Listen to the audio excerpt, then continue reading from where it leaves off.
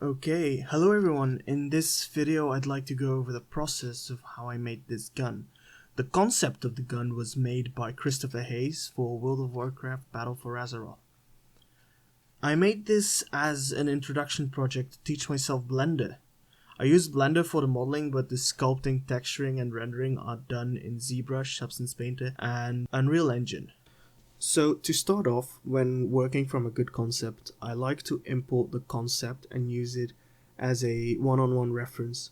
Of course, you should always take some liberty with this, as 2D doesn't always translate well to 3D. And because I want to go over as much as possible in this video, I'm not going to show every single bit, but I'm going to try to show the most important parts of the process. So to start on the blade, I make a plane, rotate it so I can just simply see everything that's not necessary. Delete 3 vertices. When I have the 1 vertex left, I move it onto the concept, onto the line of the blade. Then I just keep extruding that vertex all around the blade to follow the shape. So I'm gonna try to just have it straight at that top part and then just roughly follow the shape, still trying to keep as much of the stuff, as much of this shape like right in there with the vertices. I'm gonna try to stop at this edge, as you can see it in the concept as well. So just keep doing this until you're all the way around.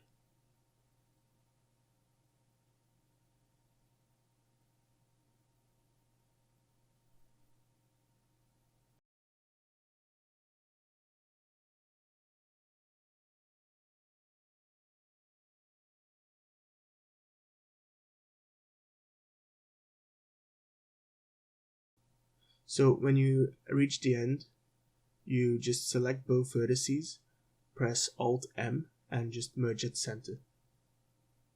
And then I select the vertex from the edge again, extrude the vertices along that edge, and then do the same thing at that end to weld the vertices.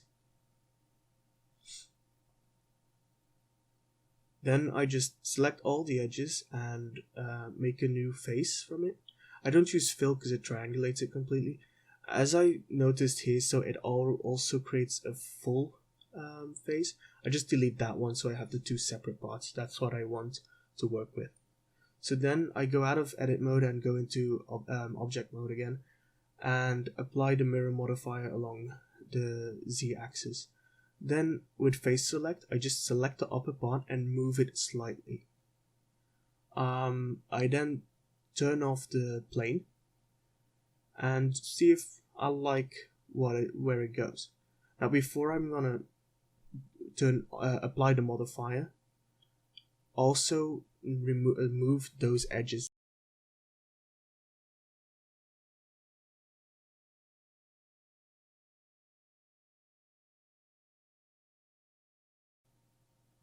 Once you add the modifier, it's gonna be really difficult to remove those again if you didn't do that first. So look at it from all angles of it and see if you like it. See if it works. And then just start optimizing. I'm trying to go for mostly quads. It's not always possible, but generally nothing should really have an issue with triangles. Just the only thing you don't want is n-gons.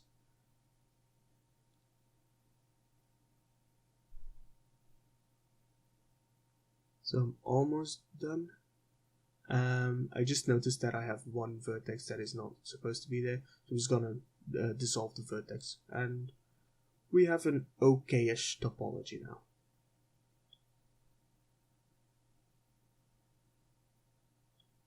Except for that part.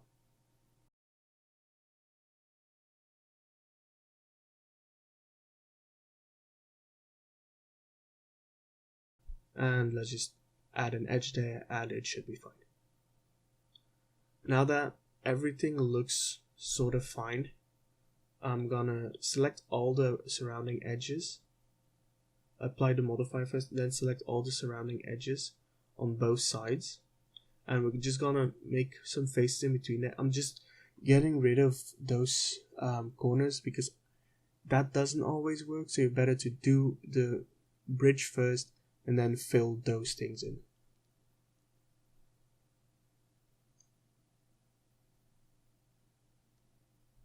And then also don't forget those tiny corners, because otherwise you have holes.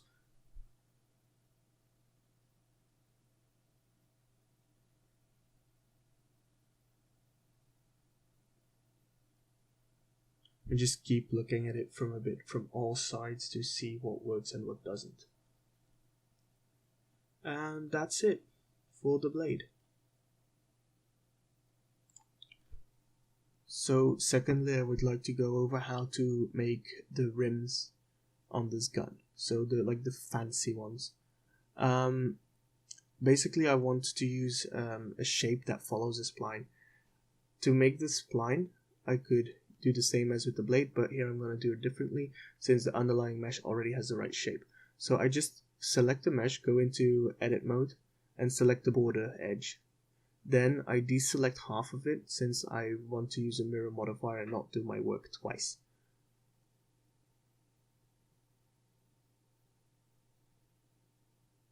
So when everything is selected, you just separate it by selection.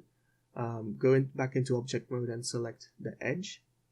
Then convert the edge to a curve. And then I'm gonna make another plane. And also rotate that one. And delete the face. You want to keep the vertices and the edges, but you would just want to delete the face. Then you also convert that into a curve. Then go back to the first curve, and under bevel you put the plane as the object that you want to use.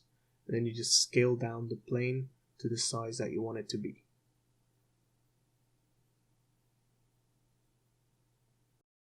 When that is done, you can go to the curve again and rotate vertex by vertex to get the shape in the right flow. So what you want here is really to have the shape, so like the edges follow a nice flow around the object and not twist in weird ways.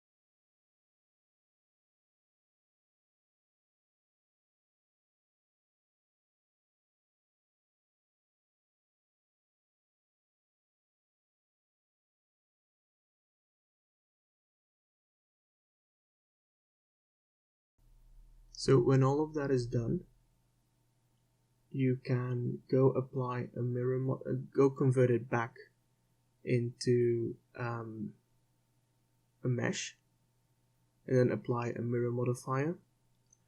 After you applied it, just make sure to merge the centers again, since the spline doesn't always angle it right. So do that by just selecting the two vertices and just merge at center.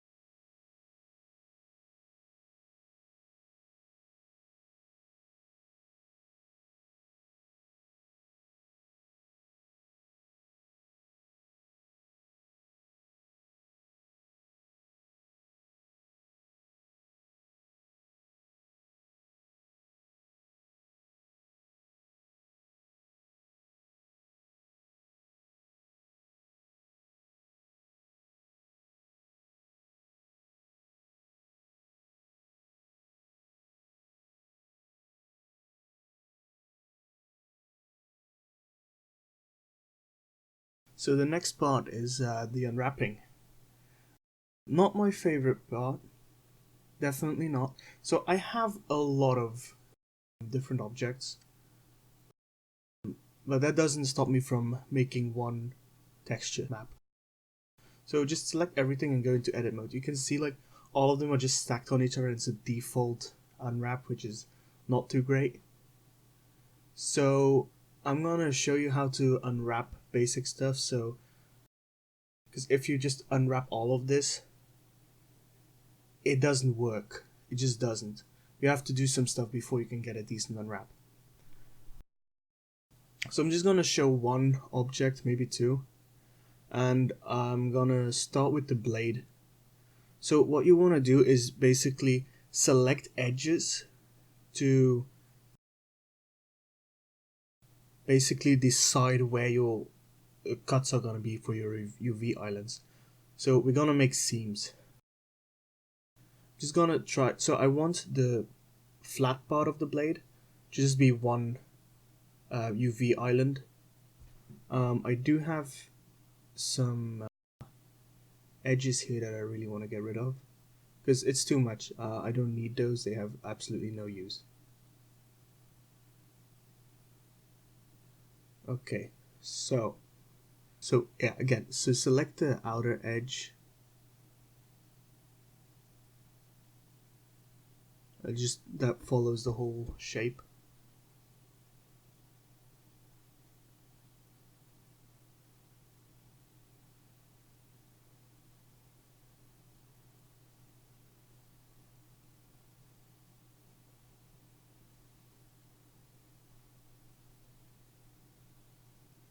And then the edge of the blade, including those little chips in there. So that might mean that those chips are going to be separate UV islands, but I don't see a good place to attach them. So I'd rather have them as smaller UV islands than having some weird UV islands. So just do the same for the other side.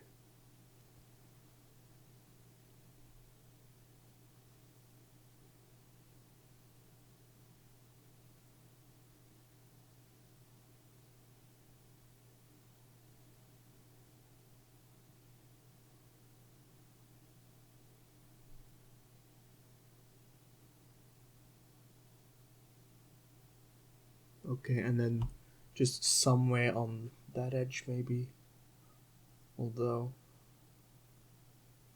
it's not really needed. Yeah, no, I'm gonna leave it. So then you're gonna have like a nice flow, like that whole part is just gonna be one strip.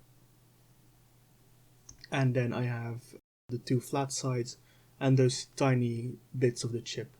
So then I just mark it as a seam and select everything as faces, and then I'm just gonna, so it's right over there because I did the unwrap earlier that was really messed up. I'm just gonna click unwrap, and then you can see like you have the strip, you have the two blade sides. It's exactly what I wanted. I'm gonna put those at the side because I'm gonna organize everything afterwards. So I'm gonna do a second one as well. So now it's empty. I'm gonna do probably one of these rings. So these rings, they're not anything special. They're basically just the default rings. We can even use cylinders as well. So I'm gonna make the seam somewhere at the bottom where you don't really see it a lot.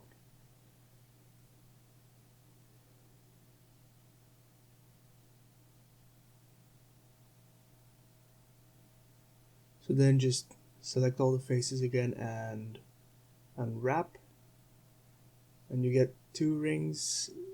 It's probably something that's not completely what I want, but I'm gonna stick with it for now. I'm not gonna change it. So then you can just select both of those objects and go into edit mode with both, and then you see that they're both there. And then you can just unwrap them together as well. Or what might be better is just moving them around separately. Like really think about where you want to put them and the size of how you want to put them.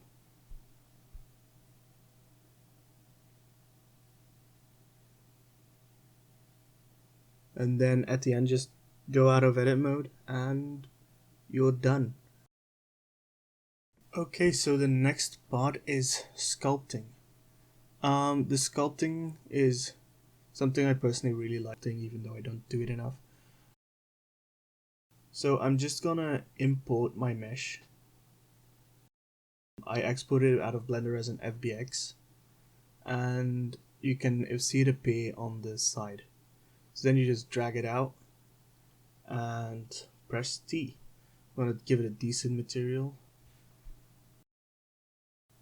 You can see it's like all in one object. You can split that. So you also see I have some issues there. That's because of the normals. So I can normally fix that afterwards, which I probably will. But for the modeling itself, it shouldn't be a big issue. So just go split two parts so you have every single piece separate.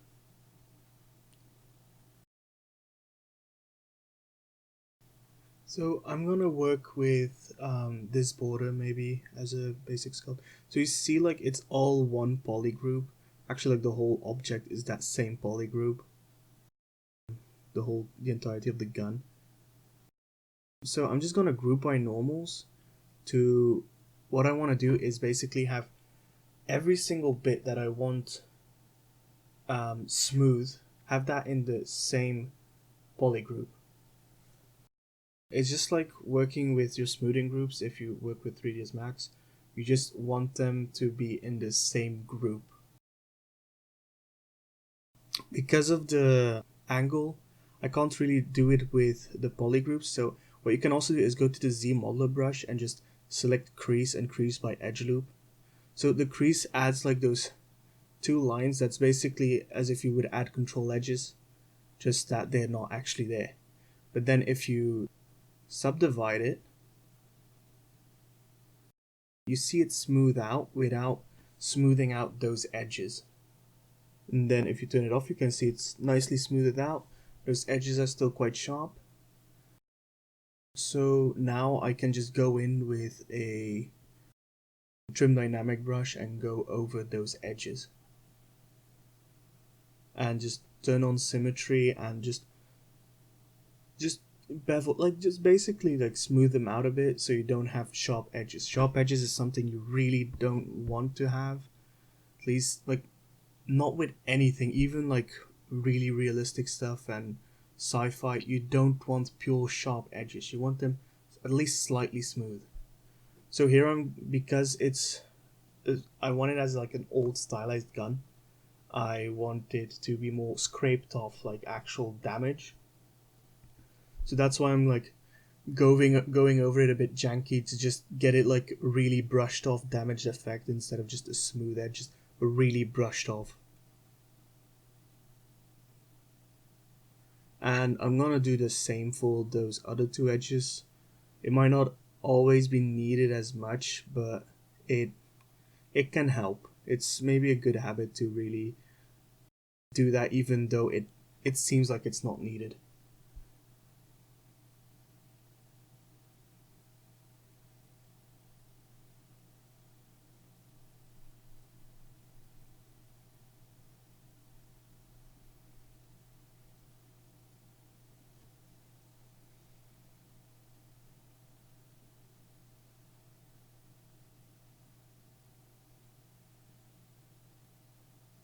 So with all those done, I can now technically just add some scratches.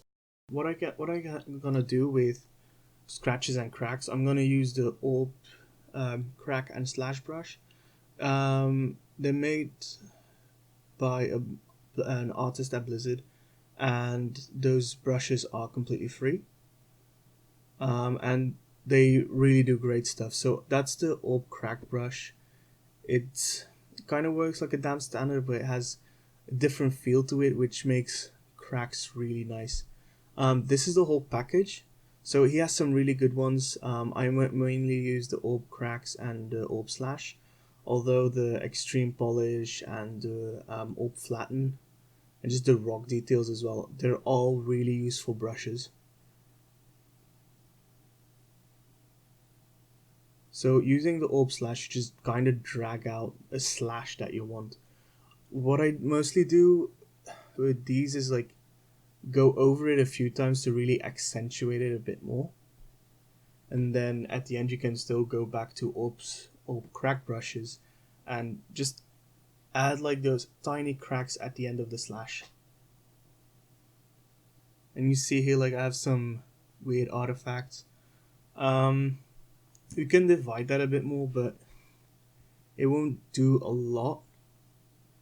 That's basically because my topology there is not ideal for sculpting. But if you zoom out, you don't really see it, so I'm not gonna bother with fixing that right now. Just add some more cracks in there. Just give them like some jaggy angles. And normally when you do this, you really should think about like where will cracks occur. So mostly it's like in bends and stuff like that it will happen, or places with a lot of contact. So keep that in mind. So this might be a good example of what I wanted to do earlier.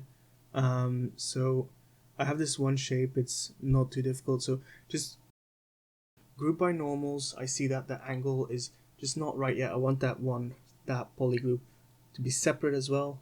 That's then again too much. So you're just trying to find the sweet spot with the angle. Like this is exactly what I wanted, almost. Okay, just that part a bit more. So just switch it up a tiny bit more, and now it's perfect. So when you have them all in different poly groups, you can just crease PG, which is crease poly group, and it just basically does the whole process that you did with the previous one in one go. What you can also do after you divide is go to deformation and use polish. So the polish just basically smooths everything out a bit more. It can give unwanted effects. You kind of have to see if it works or not. And it is a bit more uniform than just going over it by hand, but it does go faster if you really want a very smooth finish. Like if you're working on something that just absolutely clean and clean, smoothed edges, that's a better way to do it than sculpting it out. So we got to the texturing. So the model's already in there, all the maps are baked. I'm gonna turn off the maps real quick and show you what the base model looks like, what I actually bake, and what I'm actually gonna use of those bakes. So for the baking, you just open bake maps and you just load in your high poly, select the cage that you want. For the cage, I usually go to take a default value, divide it by 10, and then just tweak until it works. So the cage is like the limit of where the bake will end.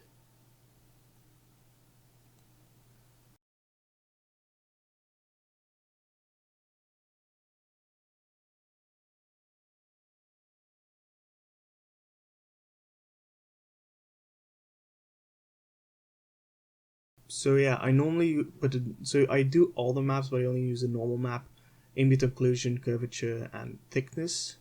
Those are like my most used ones. I don't really use the other three. Okay, so with the texturing, so the whole gun itself is made with this stylized base that I made myself. Doesn't look like much like this, but it's the tweaking that does it. So I just add a black mask and then use the polygon fill to just select where that material goes.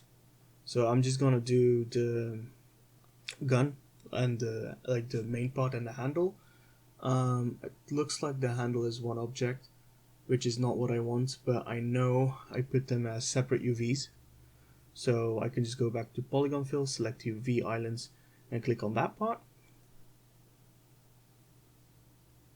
and that looks like it's correct. So that's basically how to do it, but I'm just gonna show the full gun because going over that texturing process is quite lengthy to get it right. So the material works with curvature maps and a bit of AO. So you just start with a random color, give it a full metallic, go for a bit of roughness. Then the edges you go for a bit lighter color, a bit less roughness. And just what's the most important part here? So the AO kind of important. I also have some light variation in there, which adds a bit of a gradient, which is always nice. But the most important part here is the grunges. I have 3 different grunges. This is how it looks without the grunges.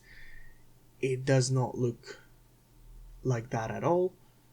So if you start adding grunges, you can see like it starts looking more and more real. You really want, even though you want something that looks a bit cleaner, you really want to push in that grunge and different roughness and so on, so it doesn't look flat. So if I then go over from, like, this looks kind of cool. If I now go over to my roughness to just show me the roughness, you can see it's very spotted, it's a bit all over the place, but in a good way. It just adds a lot of stains, which is normally what would happen to something like to a metal like that. It's not going to be clean.